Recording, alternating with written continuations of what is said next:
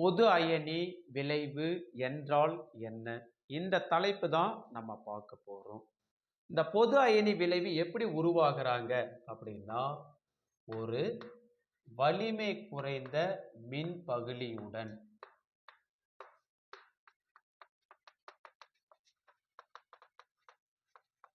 மின் பகுளிக்கு எடுத்துக்காட்டு வந்து அசிட்டிக் அமிலம். ஒரு வலிமை குறைந்த மின் பகுளியுடன் ஒரு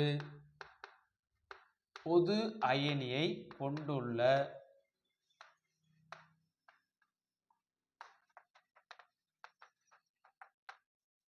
உப்பை அதனுடன் சேர்க்கும் போது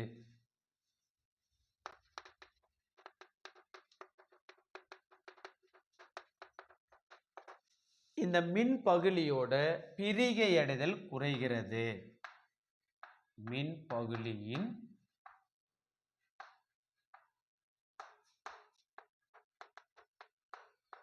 பிரிகை அடைதல் குறைகிறது.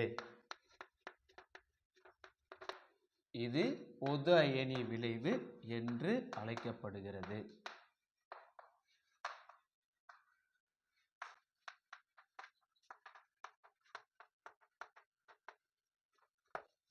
பொது அயனி விளைவு என்றால் என்ன? ஒரு வலிமை குறைந்த மின் பகுளியுடன் அசிட்டிக் அமிலத்துடன் ஒரு பொது அயனியை கொண்டுள்ள உப்பை, இங்க வந்து சோடியம் அசிட்டேட் CH3COONA சேர்க்கும்போது மின் பகுளியின் பிரிகை அடைதல் குறைகிறது. இந்த விளைவுக்கு பேர் தான் பொது அயனி விளைவு. ஏன் அங்க வந்து பிரிகை அடைதல் குறையுது, அதற்கு என்ன காரணம் அப்படின்றது சமன்பாட்டு மூலமா நம்ம தெரிஞ்சுக்கலாம். அசிட்டிக் அமிலம் ஒரு வலிமை குறைந்த அமிலம். இது பிரிகை அடைஞ்சாங்க அப்படின்னா H+ அயனியையும் பிளஸ் அசிட்டேட் அயனியையும் கொடுப்பாங்க. ஓகேங்களா? இது வலிமை குறைந்த அசிட்டிக் அமிலத்தோட பிரிகை அடைதல் சமன்பாடு. இரண்டாவது, இந்த மின் பகுளி கூட ஒரு பொது அயனியை கொண்டு இருக்கக்கூடிய உப்பை நம்ம சேர்த்துறோம். உப்பு இங்க நம்ம என்ன சொல்லியிருந்தோம்? Sodium acetate. அதோட மூலக்கூறு வாய்ப்பாடு CH3COONA. இந்த சோடியம் அசிட்டேட் முழுமையா பிரிகை அடைந்து நமக்கு வந்து Na+ அயனியும் அசிட்டேட் அயனியும் உருவாக்குவாங்க. இது சோடியம் அசிட்டேட் உப்போட பிரிகை அடைதல் சமன்பாடு. ஸோ வலிமை குறைந்த மின்பகுளியா நம்ம கருதப்பட்டது அசிட்டிக் அமிலம். ஒரு பொது அயனியை கொண்டிருக்கக்கூடிய உப்பை அதை கூட சேர்க்கணும். இப்ப பொது அயனி இருக்கிற உப்பு யாரு? Sodium acetate. ரெண்டுத்தோட பிரிகை வீதத்துக்கான சமன்பாடு எழுதியிருக்கிறோம்.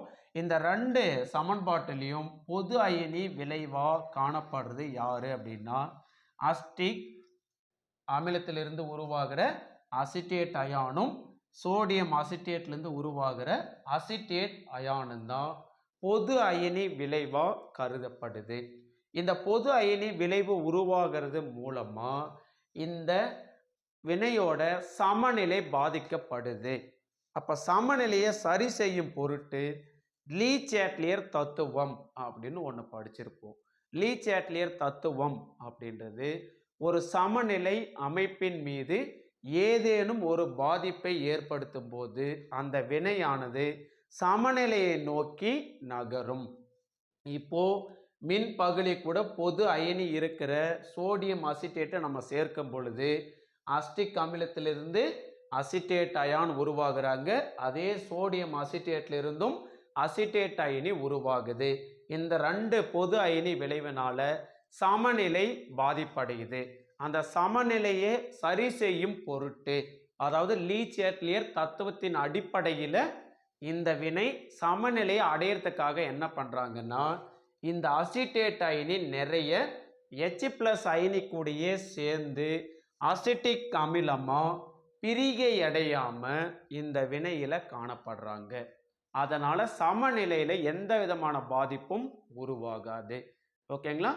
அப்போ பொது அயனி விளைவினால வினையில எந்த விதமான சமநிலை பாதிப்பும் இல்லை. பொது அயனி விளைவு அப்படின்றது ஒரு வலிமை குறைந்த மின் பகுளியுடன் ஒரு பொது அயனியை கொண்டுள்ள உப்பை அதனுடன் சேர்க்கும் பொழுது மின் பகுளியின் பிரிகை அடைதல் குறைகிறது.